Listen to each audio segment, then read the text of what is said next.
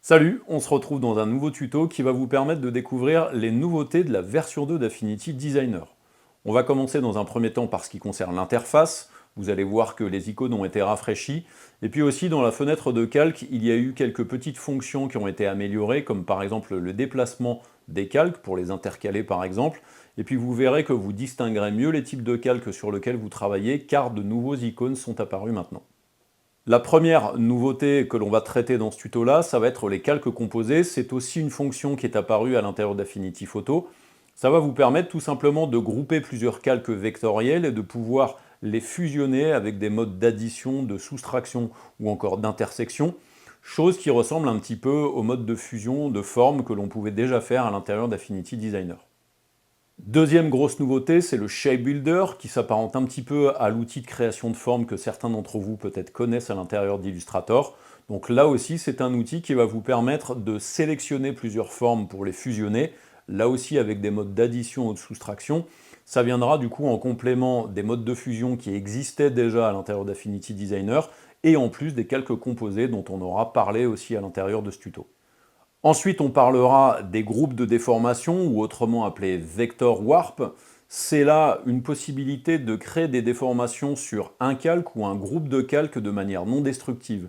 Donc par exemple, vous pourrez déformer des textes tout en gardant leur caractère éditable et en utilisant toutes sortes de déformations. Ensuite, vous verrez qu'Affinity Designer est capable d'importer des fichiers DXF ou DWG à partir d'AutoCAD. Ça va vous permettre d'aller faire des modifications sur ce fichier, comme faire des changements de couleur par exemple, et vous verrez que vous pourrez aussi choisir quels sont les types de calques que vous afficherez. On verra qu'il y a deux manières d'utiliser ces fichiers DXF, soit sur une ouverture, soit carrément sur un import à l'intérieur d'un nouveau document.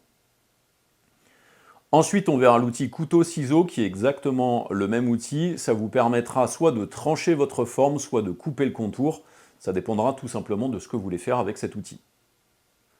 Ensuite, on verra l'outil de mesure et l'outil d'air. Ces deux outils vont vous permettre de définir une échelle sur un fichier et ensuite d'être capable de calculer la surface de la zone que vous avez besoin de mesurer.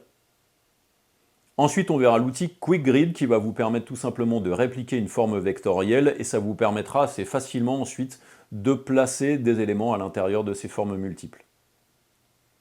Ensuite, on verra le Style Picker qui va vous permettre d'aller piquer le style d'une forme ou le style d'un texte par exemple et l'appliquer à un autre élément à l'intérieur de vos compositions. Donc vous allez pouvoir avec cet outil-là récupérer les informations d'effets de calque, les informations de caractères, les informations de paragraphes, mais aussi les informations de couleur, de contour ou encore de transparence. À la fin de ce tuto, je pense que vous serez au courant de toutes les nouveautés de la version 2 d'Affinity Designer. J'espère que ce tuto va vous plaire. Allez, à tout de suite à l'intérieur du logiciel.